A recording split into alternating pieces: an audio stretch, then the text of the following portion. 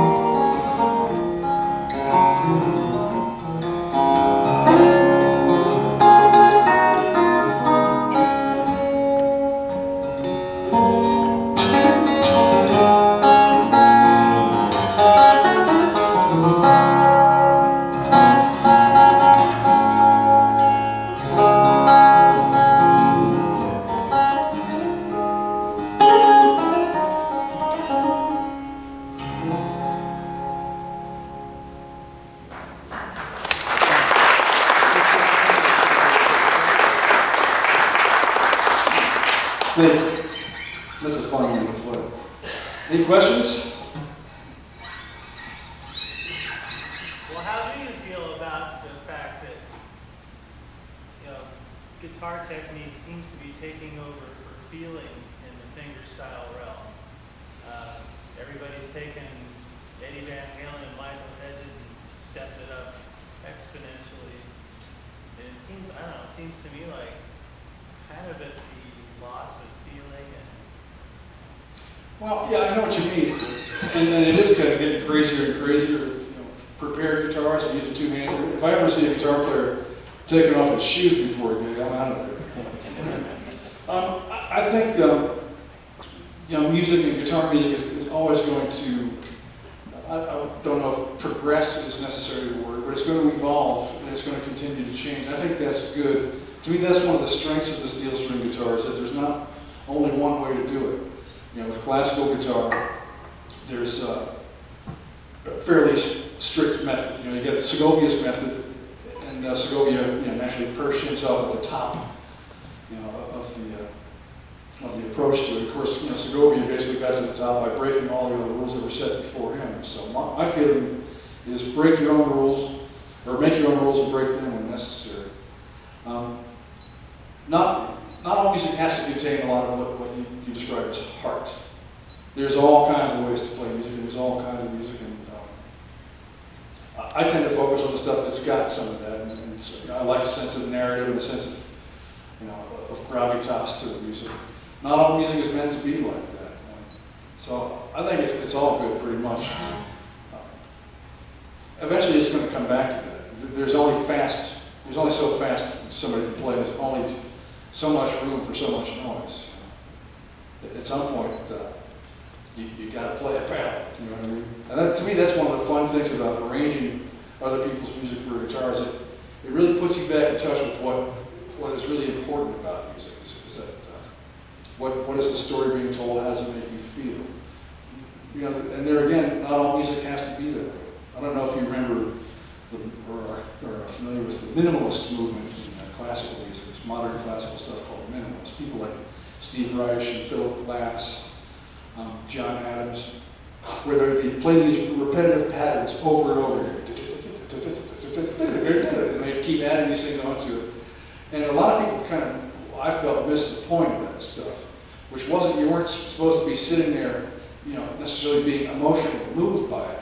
It was a visceral experience, and that minimalist stuff was really meant to be experienced live in a theater, like really loud, because there is a physical sensation that happens when you listen to music. When you listen to it at that kind of volume, it's really exhilarating, and that's kind of what a lot of the purpose of it was. So I think it's all good. I think really what it comes down to is the artist being true to what they're trying to say with their music, and are they playing it well? Does it sound good? And you know, I try to consider the listener when I play it. You know, I don't live or die by what I think the listener's going to feel, but I do take that into account, and I count myself as one of the listeners as well. I really try to pay attention to every note, and if I'm not enjoying it, I work harder to make sure that I do. Hopefully, the listener gets some of that. Is that sort of a roundabout way of tackling your question without cutting anybody else down? Basically, I hate that crap. More questions? The person who introduced you said that you taught him about learning or focusing about the spacing through the notes. Could you elaborate on that? Sure. A lot of times, you know, what I'll get from writers or critics or just people in general is the phrase, "Ed, you use silence really well." And it's not silence. There is space between the notes, but I try to keep that space energized. I'll give you an example of that. But you know, one of the things I really love about the guitar, especially about, you know, the Breedlove guitars and the ones that I'm playing, is that the notes can really sustain a lot on the instruments that I love.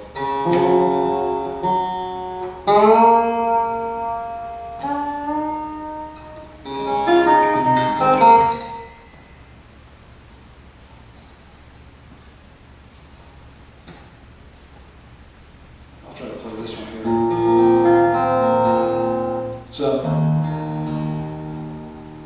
It's a tune called Farther Along. It's an all-country gospel tune. And it's technically probably the simplest tune I play, but because it's so simple, it's one of the hardest ones I play, because you sort of have to get everything right or it falls apart. Last time I played this in concert, I kind of got distracted and wound up like playing it backwards. It's like my fingers decided they're going on strike or something. Well, you'll see that there's not silence in between the notes. That there's each it's energized in a way.